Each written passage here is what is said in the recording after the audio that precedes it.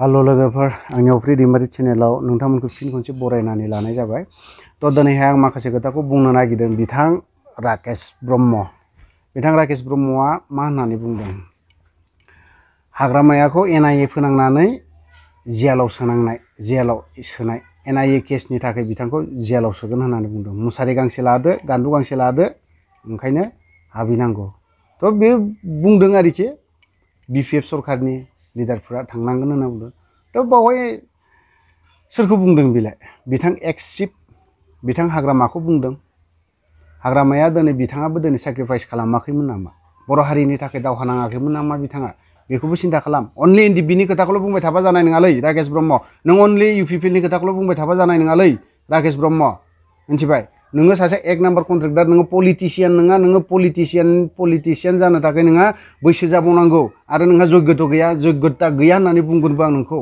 मानो होनना बुङोबा नोङो पलिटिक्सआव जुनियर उन्दै, नोंहा मोजां पलिटिशियानफोरजों नोंथाङा बोसोर जिरायबाव, अब्लासो नोङो पलिटिक्सखौ पलिटिक्सनि खोथाखौ बुंनो रोंगोन। दिनैलाय मानोथो नोंलाय जानला मानला खोथाखौलाय हमथाया माया? माखासे खोथाखौ हमथा। दिनै सोर बिलाय? हाग्रामायालाय सोर? दिनै नों बर'आनो। राकेश ब्रह्मआलाय सोर? दिनै नों बर'आनो। मिथिबायना? नों दिनै बर'निजों बर' सोरखौबा केसआव बायदिसिना खालामनानै नोङो जेलाव थांनायनि खोथा होनबाय थादों। मा फोरमायदों नोङो? नोंनि बर' जाथिखौनो नोंनि बर' रायजो राजाखौनो नोङो बुथारनायनि लाइनाव लांगासिनो दङ। नों UPPL-आ दिनैहाय नों दिनै बे बर' रायजो राजाखौ बबे लाइनजों लांनो नागिरदों? नों बिनि फारसे सान। बर' लिडारनि खोथाखौ सिन्था खालाम। दिनै बर' लिडारफ्रा मानो? जों खौसेथि जानानै थांनो हागोन ना हाया? खौसेयै जों ज' मावनो हागोन ना हाया? खौसेयै जों बर' रायजो राजाखौ जोङो गोजौ थाखोआव लांनो हागोन ना हाया? बे खोथाखौ सिन्था खालाम। बे खोथाखौ नोङो जेसेबां पलिटिशियान, गोरों गोरा सिनियर पलिटिशियानफोर दं, इन्टेलेक्सुयेलफोर दं, बेफोरजों नोङो सानफ्रोमबो क्लास लाबाय था। मिथिबाय? सानसेयाव नों एभ्रिडे 1 घन्टा 1 आवार नोङो सोरबा दिनै इन्टेलेक्सुयेलजों सावरायबाय, गाबोन सोरबा पलिटिशियानजों सावरायबाय, बेफोरबायदि खालामबाय था। अब्लानो नोङो रोंलांगोन। खिन्थु नों दा जेबो गैया। मिथिबायना? नों जेबो गैया। नोंनि पलिटिक्स, नोंनि जा पलिटिक्स एकदम गुरै, एकदम दुरबलखा आरोखि। नों बाक्सा डिस्ट्रिक्टखौ लाजि फोनांदोंलै राकेश ब्रह्म नोङो। आंबो दिनै नोंनि जायगायावनो थाना फैनाय मानसि। मिथिबायना राकेश ब्रह्म? नोंखौ आं लाजिदों। नों बाक्सानि, मिथिबायना? नोङो बाक्सा डिस्ट्रिक्टखौ नोङो असनमानसो खालामदों नोङो। दिनै डेभेलपनि खोथाखौ बुंबाय थायो नोङो। मा बिथिङावलाय डेभेलप खालामदोंब्रा नोंसोरलाय? बबे खेथ्रआवलाय? ना लामा, इयुथफोरखौ, ना साख्रि बाख्रि, बेफोराव मा डेभेलप खालामदों नोंसोरो दिनैहाय? दिनै नोंसोर इयुथ जेनेरेसनखौ नोंसोर बबे लाइनजों लांगोन? नंगौ, नोंसोर सरकार फैनाय लगे लगेनो बे मेला माबा माबि बायदिसिना आग्रम बाग्रम बिदि खुंनाया खम जादों। आं मानिदों, मोजां मोनदों। जुवाये दाबुये माबा माबि बायदिसिना बेफोर खम जादों, मोजां जादों। खिन्थु नोंसोरो मा खालामदों? गाबोन न'निफ्राय आगानसे ओंखारबानो माथो ड्राग्सनि माबासो खालामजोबदों। नोंसोरनि आमोलाव ड्राग्सखौ ड्राग्स एडिक्टेड खालामनो नागिरदोंलै राकेश ब्रह्म। नों गुबुनखौ बायदिसिना खोथा बुंनो हागौ। दिनै नोंसोरनि सरकारानो ड्राग्स एडिक्टेड खालामजोबनो नागिरदों बर' इयुथफोरखौ। दिनै नोंथांमोना जुदि सिन्था खालामदोंबा, नोंथांमोना जुदि बर' रायजो राजानि खोथाखौ जुदि सानदोंब्ला, दिनै नोंथांमोना दिनै बे आफाद मोनसे NLFB-नि आफादनि प्रेसिडेन्ट बा लिडारफोरनि खोथाजों नोंसोर मानो सावरायनो हाया? मानो लोगो हमनो हाया? मा दं जाहोना? दिनै बाथामोना नोंसोरखौ बुंगोन, UPPL-खौ, प्रमद बर'खौ दिनै बुंगोन बायदिसिनायै। खिन्थु बिथांमोना बुंखांनायनि उनावबो बिथांमोना जे आंखौ बिदि बुंबाय, आंखौ मानो बिदि बुंदों? बे मोनसे सिन्था खालाम। थांनानै रायलायहै केम्पआव। मा प्रब्लेम जामारदों? नोंथांमोननि थांखिया मा? नोंसोरो दिनै मानि थाखाय ओंखारमारदोंमोन? नोंसोरनि जा थांखि बिथांखि जोंनो खोन्था, जोंनो फोरमाय। जों दा सरकाराव दङ। जों BJP सरकारखौबो जों माबा मोनसे बुंनो हायो नामा? जोंथ' जेबो जानाय नङा। खिन्थु जाखिनि दङ, लिडारफोर दं, बिथांमोनजों सावरायना जों मा खालामनो हायो हाया? बेफोर खोथाखौ बुं, सावराय। मानो नोंसोर बेफोरबायदि सोरखौबा NIA हरगोननो, सोरखौबा जेलाव हरगोननो? मा गियान जाखो बेलाय राकेश ब्रह्म? नोंथ' एकदम पलिटिक्सनि खोथाखौनो मोजां बुंनो रोङा माथो। बेफोर मा खोथा जादों? एकदम मोजां नङा। बेफोर एकदम थार्ड क्लास। बेफोर रावा मोजां नङा। बेफोरबायदि खोथाखौ दा बुं। नोङो सिन्था खालाम। चिरां डिस्ट्रिक्टआव दिनैहाय इयुथफोर मा अबस्था जानानै दं? जायनि जाहोनावहाय दिनैहाय मोनसे प्राइमारियाव सासे MCLA होगोन एबारावहाय 2024आव नोंसोरनि UPPL-नि मानसिफ्रानो होजोबगोन होनबा नों सिन्था खालामदोंना खालामाखै?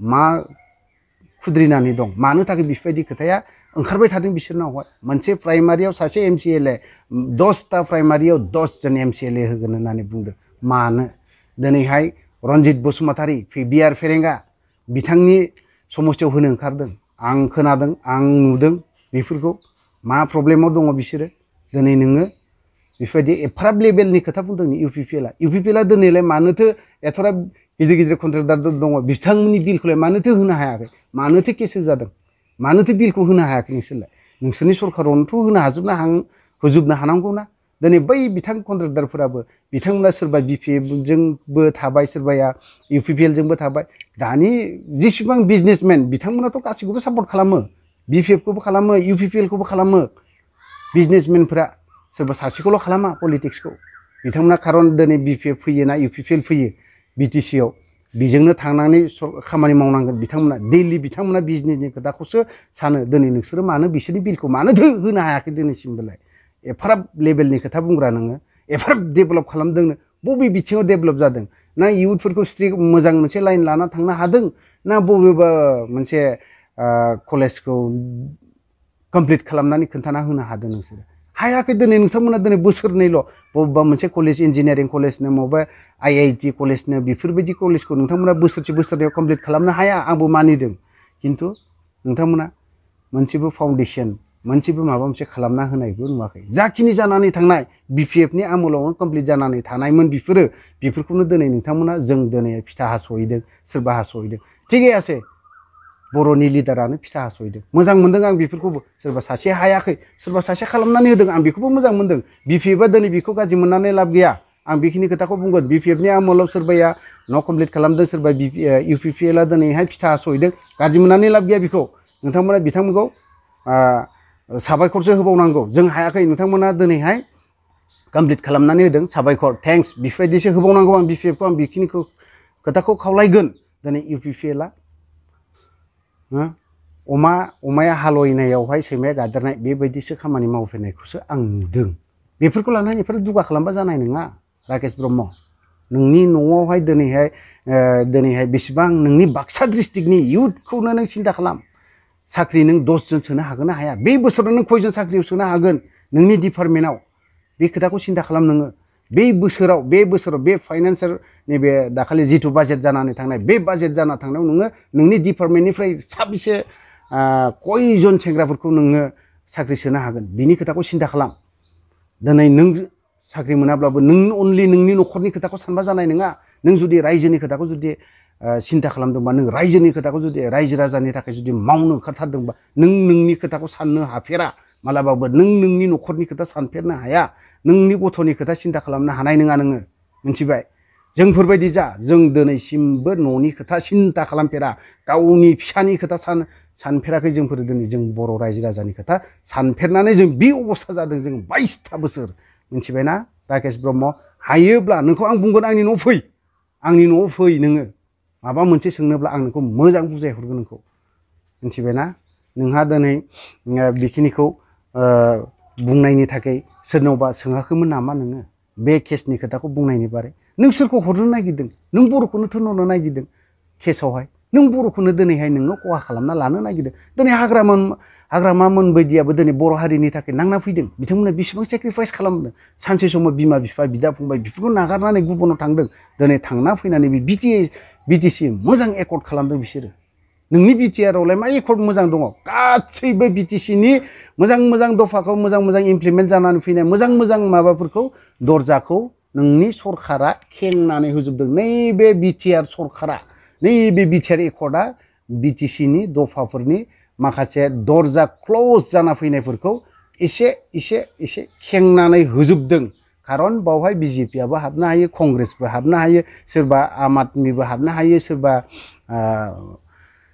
AIUDFआबो हाबनो हायो बेफोरबायदि क्ल'जखौ खुलिजोबफ्रामनानै फैदोंलै राकेश ब्रह्म नों मोजां नाय नों जुदि मोजां नायनो रोङाब्ला नोंनि आगदा आगसि थाग्रा PA जायखौ बुंदों PA बेफोरखौ लानानै मोजां सों लाजिनांगौ दरखार गैया राकेश ब्रह्म मिथिबाय माबा मोनसे रोङिखौ सोरबा सासे गोरोंनाव सोंनाया बे लाजिनांगौ दरखार गैया ओइ फंबाय नैबे मा बुस्थु बेखौ मोजां आंनो बुजायनानै हो नैबे मा बुजाय दे आं फरायनो रोङा नोङो मोजां क्लियार फरायजोबनानै मोजां बुजायनानै हो सों नों हायोब्ला आं बेखिनि खोथाखौ नोंखौ बुंगोन दिनै नोङो एनडिएफबिनि खोथाखौ नोङो जेबो बुंनो हाया नों लाजिनांगौ मिथिबाय नोङो दिनै रन्जन दैमारिया दिनै मानो जेलाव थाहैदों सोरनि थाखाय थाहैदों जेसेबां जेल जानाय बेफोर सोरनि थाखाय थाहैदों नों राकेश ब्रह्म नोंथांनि सरकारानो दिनै बर'नो हानायनि क्षमताया दंमोन मानो बर'नो हायाखै आरो बिनि सायाव सोरबा सासे एथ'राब सेक्रिफाइस खालामनानै फैग्रा दान होग्रा जिउ दान होग्रा मानसिफोरखौ दिनैहाय जेलाव होबाय लाजि मोनाखै नोङो हो राकेश ब्रह्म नोङो लाजियाखै सोरखौ हरनो नागिरदों नोङो